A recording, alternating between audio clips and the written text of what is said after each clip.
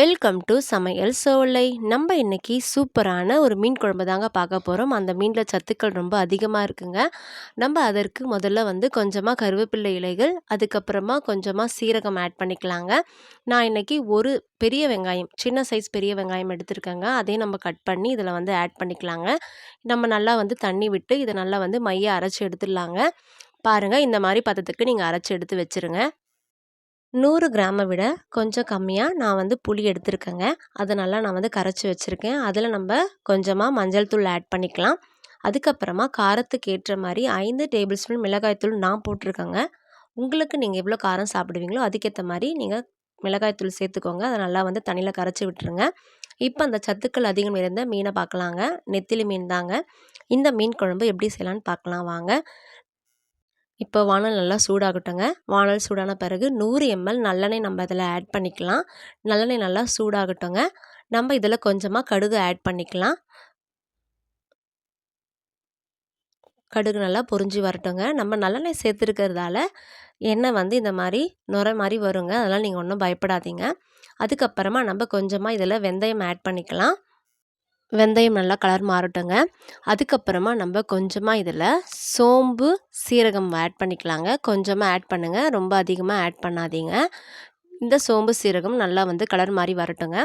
அதுக்கப்புறமா நான் எடுத்து வச்சுருக்க 50 கிராம் சின்ன வெங்காயம் நடுவில் கட் பண்ணி நான் ஆட் பண்ணுறேங்க. வெங்காயம் ஓரளவுக்கு வதங்கட்டுங்க. வெங்காயம் ஓரளவுக்கு வதங்கிடுச்சுங்க. இந்த ஸ்டேஜில் நம்ம எடுத்து வச்சுருக்க பூண்டு 35 கிராம் பூண்டு நான் ஆட் பண்ணுறேங்க. இந்த பூண்டு நான் இடித்து நான் ஆட் பண்ணுறேங்க. இது நல்லாவே வாசனையாக இருக்குங்க. நீங்கள் ட்ரை பண்ணுங்கள். இந்த வெங்காயமும் பூண்டும் வதங்கிட்டு இருக்கும் போதே நம்ம அதில் கொஞ்சமாக கருவேப்பிலை இலைகள் சேர்க்க போகிறோங்க. இந்த அளவுக்கு சேர்த்தா போதுங்க. இதையும் நல்லா சேர்த்து நம்ம வதக்கி விட்டுட்டே இருக்கலாங்க. அடுத்து நம்ம இந்த ஸ்டேஜில் கொஞ்சமாக இஞ்சி ஆட் பண்ணிக்கலாங்க. ஒரு துண்டு இஞ்சி நான் பொடி பொடியாக கட் பண்ணி ஆட் பண்ணுறேங்க. ரொம்ப அதிகமாக போடாதீங்க.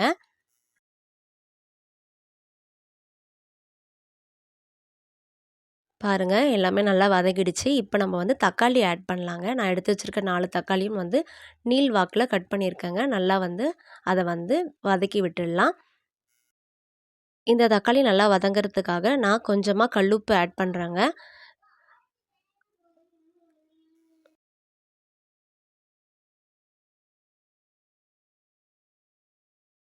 கல்லுப்பு போட்டுட்டு நம்ம ஒரு மூடி போட்டுடலாங்க.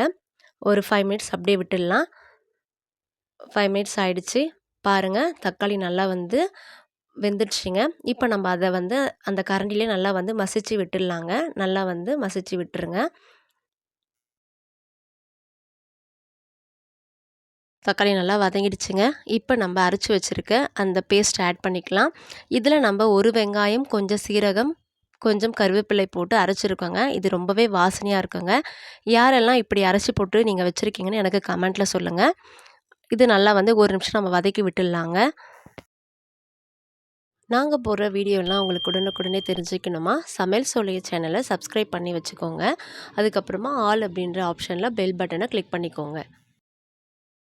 பாருங்கள், நல்லா வதங்கிடுச்சு. இப்போ நம்ம என்ன பண்ண போகிறோம் அப்படின்னா, நம்ம எடுத்து வச்சுருக்க புளி கரைசலை இதில் ஆட் பண்ணிக்கலாங்க.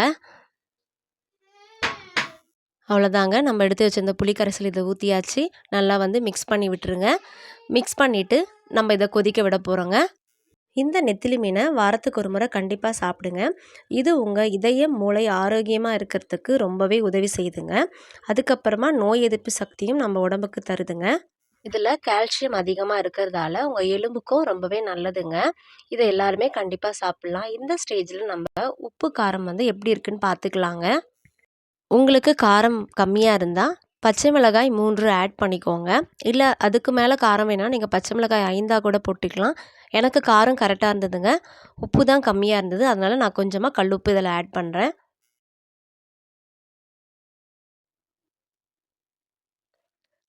அவ்வளோதாங்க, நம்ம இப்போ ஒரு மூடி போட்டு நல்லா கொதிக்க வச்சிடலாங்க.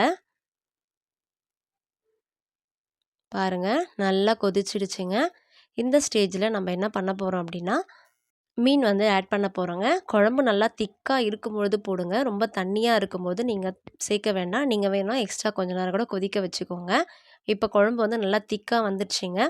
இந்த ஸ்டேஜில் நம்ம மீன் ஆட் பண்ணிக்கலாம். நீங்க மீன் ஆட் பண்ணுறதுக்கு முன்னாடி அடுப்பை ஃபுல் சிம்மில் வச்சுருங்க. ரொம்ப ஹையாக வைக்க வேண்டாம். ஏன்னா மீன் வந்து உடஞ்சிரும். இது வந்து சீக்கிரமா வந்து வெந்துருங்க. அதனால் ஃபுல் சிம்மில் வச்சுட்டு நம்ம வந்து ஆட் பண்ணிக்கலாம். நீங்க இப்போ இந்த மீன் குழம்ப உடனே சாப்பிட போகிறீங்க அப்படின்னா, முதல்ல மாங்காய் துண்டுகளை ஆட் பண்ணிடுங்க. மாங்காய் துண்டுகள் ஆட் பண்ணி ஒரு 1 நிமிஷம் வந்து அது வெந்து வரட்டுங்க. அதுக்கப்புறமா நம்ம எடுத்து வச்சிருக்க அந்த மீனை வந்து ஒரு கொதி விட்டுட்டு ஆஃப் பண்ணிடலாங்க. இல்ல நீங்க லேட்டா சாப்பிட போறீங்க அப்படின்னா, முதல்ல மீன் ஆட் பண்ணிடுங்க. மீன் ஆட் பண்ணிட்டு, அதுக்கப்புறமா 1 நிமிஷம் கொதிக்க வச்சுட்டு, மாங்காய் போட்டுட்டு உடனே வந்து அடுப்ப ஆஃப் பண்ணிடுங்க. ஏன்னா, அந்த ஹீட்லயே வந்து அந்த மாங்காய் வந்து வெந்துருங்க. இப்ப நம்ம வந்து மாங்காய் துண்டுகள ஆட் பண்ணிக்கலாம். மாங்காய் துண்டுகள் ஆட் பண்ணியாச்சு. ஆட் பண்ணிட்டு லைட்டா வந்து இந்த மாரி அழுத்தி விட்டுருங்க. ரொம்ப வந்து அழுத்த வேண்டாம். அவ்வளோதாங்க. இப்ப நம்ம ஒரு மூடி போட்டு ஒரு 1 நிமிஷம் வந்து இத கொதிக்க வச்சிடலாங்க.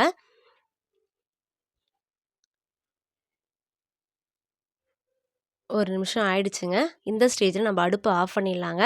அவ்வளோதாங்க. இந்த ஸ்டேஜில நீங்க கொஞ்சமா மல்லி இலைகள வேணும்னா ஆட் பண்ணிக்கலாம். இது உங்களுக்கு கண்டிப்பா பிடிக்குங்க.